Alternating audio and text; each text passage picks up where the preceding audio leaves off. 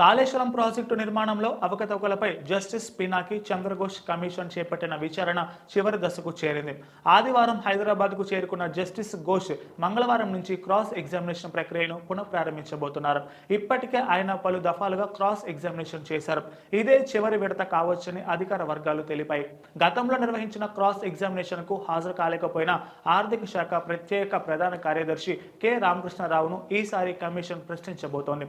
దీంతో అధికారుల విచారణ పూర్తవుతుంది. బ్యారేజీల నిర్మాణ సంస్థల ప్రతినిధులతో పాటు కాళేశ్వరం ప్రాజెక్టుపై ఆడిట్ నిర్వహించి నివేదిక రూపొందించిన కాగ్ అధికారులను సైతం కమిషన్ ప్రశ్నించబోతోంది.